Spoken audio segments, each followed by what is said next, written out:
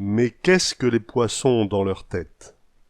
Eh bien, tout comme nous, ils ont des otolithes, littéralement des pierres d'oreille. En fait, les otolithes ne sont ni des pierres ni des os, mais des cristaux d'aragonite, de petites concrétions de carbonate de calcium. Dans l'espèce humaine, les otolithes, également appelés statoconies, qui sont prises dans une matrice protéique, reposent sur des cellules nerveuses dans deux petits organes de l'oreille interne, l'utricule et le sacule. Les otolithes sont impliqués dans l'équilibre. Lorsque notre tête et donc notre oreille interne changent de position, les otolithes indiquent à notre système nerveux ce changement de position. L'équilibration s'opère ainsi en partie par l'angulation des cils des cellules sensorielles du vestibule chez les animaux vertébrés. Il arrive parfois que ces otolithes se retrouvent délogés, ce qui permet leur déplacement, lors de mouvements de la tête, vers l'un ou l'autre des canaux semi-circulaires. Leur présence dans ces canaux provoque alors un vertige plus ou moins marqué, car les otolithes empêchent les canaux de fonctionner normalement. Pour faire retourner ces otolithes à leur emplacement normal, on utilise une manœuvre de repositionnement, parfois appelée manœuvre Orangina, car on décolle la pulpe du fond de l'oreille interne. Bref, des otolithes nous n'en possédons qu'une paire, alors que les poissons en possèdent trois, nommés respectivement la paire Sagitta, Lapillus et Astericus. Généralement, ce sont les otolithes Sagittae qui sont les plus gros, et que l'on peut donc récupérer dans les têtes de poissons. Pour extraire la paire d'otolithes Sagitta, ce n'est pas évident la première fois. Certains professionnels les trouvent et les sortent avec une aisance incroyable.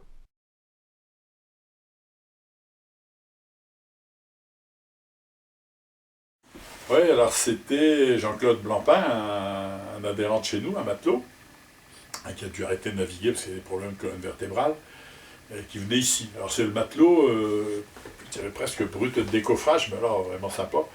Quand il parlait, il fallait toujours un petit peu décoder ce qu'il nous disait, hein, parce que il parle. Ah, tu sais, un tel, oui, ben Tévérol, il aura des problèmes, mais on ne savait pas qui parlait, ni quel problème c'était. Donc il était un peu toujours dans ce sens-là, Jean-Claude est toujours un peu dans ce sens-là. Et puis un jour, il me dit. Oh, il dit, t'es très compte, Suscaille, je lui ai expliqué que, mis à bord du bateau, je cherche les esprits des pichons, et ils connaissent le pont. Ah bon, je dis, qu'est-ce que t'appelles les esprits des pichons? Bah, il dit, t'as jamais trouvé ça? Ils ont un truc dans l'utète, c'est l'esprit des pichons. Il dit, quand tu trouves ça, il dit, dans les premières marailles que t'es fait, il dit, tu peux être sûr que tu vas faire une bonne maraille. Alors je dis, ah bon, c'est que cette affaire-là? Puis il dit, je te la ramènerai. Ben, je dis, ouais, il m'attendait à un os ou un truc particulier, comme dans le poisson. Et puis il me ramène ça. Ah, ben, je dis, c'est les otolithes, j'avais eu l'occasion de regarder ça, j'ai vu à quelle occasion. Mais bon, non, ça s'appelle pas comme ça. Qu'il dit. Alors je dis, ben, comment tu fait pour les trouver? Alors il dit, quand il a beaucoup navigué sur le Brix, il faisait le cuistot sur le Brix. Et un chalutier de Boulogne, un gros chalutier. Alors il dit, oh, première maraille, j'étais là à l'affût, il dit, première grosse morue que je voyais, je dis, oh, celle-là, c'est pour mis au soir. Alors il dit, le faiseau, le cuisineau, et il dit, chercho les esprits. Oh, il dit, si tu trouves les esprits dans le tête, il dit, t'es au sommeil, le maraille à la loenne bonne. Alors, bah, je dis, bah, de toute façon, tous les pichons, ils n'ont. Ah non, non, non, tous les pichons, ils n'ont pas. Et en fin de compte, tous les poissons en ont, mais c'est vrai que c'est pas toujours évident à trouver. Alors, depuis ce temps-là, bah, j'étais au braquet là-dessus. Et puis, il m'a dit, donc, il me dit, je te ramènerai ça. Donc, il me ramène 2 ou 3 otolithes, là. Ah, il me dit, c'est des otolithes. Bon, comment que c'est ça? Ben, je dis, ouais, enfin, j'avais eu l'occasion de visiter à Ifremer, ici, le bâtiment d'Ifremer. À un moment donné, ils avaient dans l'espèce de véranda qui est devant, il y avait une coursive, là, et il y avait tous des panneaux qui expliquaient un tas de trucs sur les poissons, et ils parlaient de ces fameux otolithes qui servaient à connaître toute la vie du poisson. En fin de compte, il découpe en lamelles, il passe au microscope, et ça permet de savoir si 2 ans avant, ben, il y a eu beaucoup de nourriture, ou si l'eau était plus froide, tout ça, ça donne vraiment la vie complète d'un poisson. Et donc j'ai dit, c'est des otolithes. Ah non, non, c'est les esprits des pichons. Voilà, on était resté là-dessus, puis c'était bien. Et en fin de compte, c'était quand même pas du tout insensé, puisque l'esprit d'un poisson, c'était l'histoire de ce poisson. Alors il dit, en Écosse, il dit, on arrive quelquefois à le vin à ces gens en disant, c'est des dents de jeunes requins. Alors c'est vrai que ça ressemble un petit peu à une dent. Hein. Alors sur le coup, j'avais dit, ouais, on pensait que c'est plutôt des dents de l'hôte ou bien d'un baudroie, là, qui a des grosses dents, des seiyos, comme on dit ici. Et je dis, ou des poissons des grands fonds, hein, un tas de poissons des grands fonds, l'empereur, tout ça, qui ont des dents qui sortent partout. Il dit, non, non, des dents de Jeanne requin, il dit, puis on avait d'autres de temps en temps. Donc c'est comme ça que j'ai approfondi, que je me suis intéressé un petit peu aux otolithes. Donc à chaque fois que j'achète un poisson, ben, je m'arrange pour qu'il ait la tête avec, qu'on ait un cabillaud. Et puis je passe plus de temps à essayer de trouver l'otolithe dans le tête du poisson que de nettoyer le poisson lui-même. Et donc c'est dans l'oreille interne, hein, j'ai regardé ça sur internet après, donc c'est un peu derrière l'œil hein, du poisson. Alors ici, sur le haut d'un poisson, la tête elle est ronde comme ça, sur le haut, là, il y a deux petites cavités où il y a les otolithes. Alors ce qui est bizarre, c'est qu'ils ne sont pas toujours de la même taille d'un côté et de l'autre. Alors tous les poissons en ont, alors j'ai déjà cherché, mais d'un coup j'ai trouvé un petit truc sur un carlet, un gros carlet, mais bon, je ne sais pas où je l'ai mis. Pratiquement transparent et tout petit. Donc l'otolithe, bah, c'est la pierre de l'oreille, hein, otorino, et lithographie, pierre.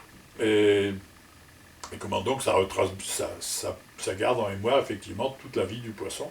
C'est comparable au cerne d'un arbre qu'on a coupé, hein, c'est la même chose, Alors on en a, hein, puisque quand on a des vertiges et tout ça, c'est quelquefois les fameuses pierres de l'oreille interne qui se sont déplacées. Là.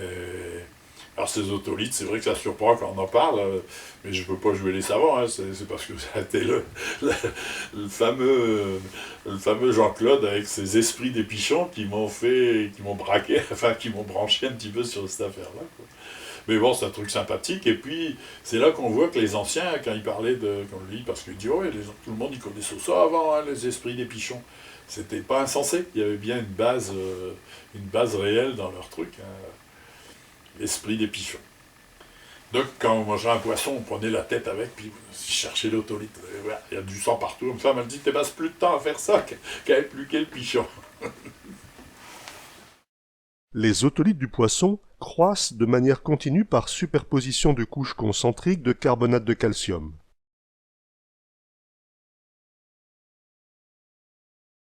Tout comme, lorsqu'on coupe un arbre, on peut déterminer son âge en comptant les cernes, si on coupe une otolithe, on peut connaître l'âge du poisson. La différence, c'est que pour une otolithe, il faut bien sûr un microscope.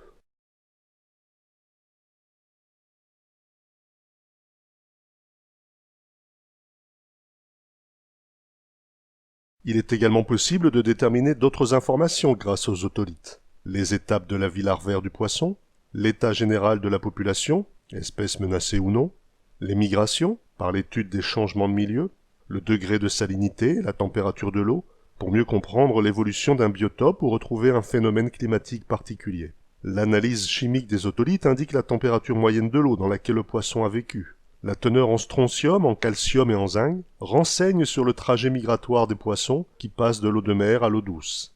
Du fait de leur composition chimique, les otolithes sont pour les scientifiques le support de nombreuses analyses visant à reconstituer le cycle biologique du poisson.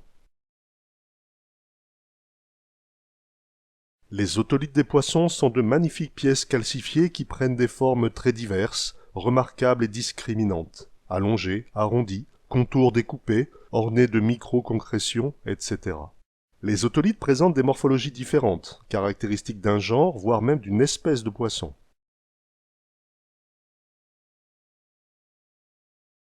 Au milieu, c'est des otolithes de cabillaud, plus ou moins gros. Hein. Ceux sous plastique, là, on les voit peut-être un peu moins bien, c'est des barres.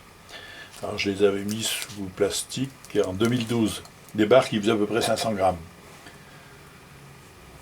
Là, c'est des otolithes de mulet. Alors, c'est toujours en gros la même forme, hein, mais c'est plus ou moins transparent selon l'espèce. Et puis la taille, hein, Alors ceux-là, ceux de cabillaud, là, j'avais noté la date en 2009. Alors là, c'est des cabillauds qui font un petit kilo, quoi, 1 kilo et demi. Hein. L'ORL ici à Boulogne, là, que j'avais été parce que j'avais des vertiges. Alors il me dit, ben oui, on va regarder si c'est pas les pierres qu'on a dans l'oreille interne. Alors, je dis, oui, les otolithes, c'est ça qu'il faut. Alors, ben, il dit, ouais. Elle dit, ah bon, comment vous pouvez connaître ça? Je dis, c'est pas que je connais ça, je dis, c'est parce que j'ai entendu parler, je m'amuse à les récupérer dans des têtes de poisson. Ah bon, je l'ai jamais vu. Alors j'ai dit, la prochaine fois je viendrai, je vous en ramenerai, mais je vais pas retourner. Alors. Le Musée canadien de la nature à Ottawa compte 2258 otolithes, représentant 477 espèces de poissons. C'est chez le poisson que l'on nomme le maigre, la courbine ou parfois le grogneur, que l'on trouve les plus gros otolithes, rapportés à sa taille bien sûr.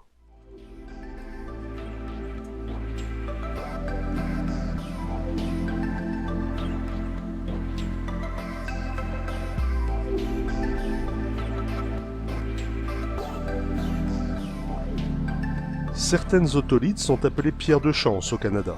Elles peuvent être utilisées pour la confection de bijoux. Facteurs d'équilibration et véritable carte d'identité du poisson et de son milieu, les otolithes sont également un matériel précieux pour les paléontologues et les archéozoologues. Difficile à trouver, donc il y a des moments, on doit passer à côté sans s'en rendre compte. Alors quelquefois, je fais ça dans l'évier, bien sûr, mais je bouche l'évier pour pas que ça coule. Puis après, je recherche un petit peu dans tout le sang, tout ça qui a coulé, parce qu'il y a du liquide et tout ça. Et à un moment, j'avais trouvé un peu de solution, mais c'était pas toujours une solution évidente ni efficace. J'écrasais la tête, tout ça, n'importe comment, puis je lavais tout. Puis ce qui retombait, je recherchais dedans ce qu'on pouvait trouver, si on pouvait trouver les otolithes. Et Jean-Claude, lui, m'avait dit, quand il parlait de ça, qu'il faisait ça sur le bateau, il faisait bouillir la tête. Il dit, quand elle la fait bouillir, tu la retrouves plus facilement. J'ai jamais tenté l'expérience, mais c'est bien possible. Une fois que c'est cuit, c'est peut-être plus facile à trouver. Déjà, plus facile à découper. Donc, peut-être plus facile pour accéder à cette petite cavité d'oreille interne. Les fameux otolithes. Si vous avez un peu de temps et des têtes de poisson sous la main, vous savez maintenant ce qu'il vous reste à faire.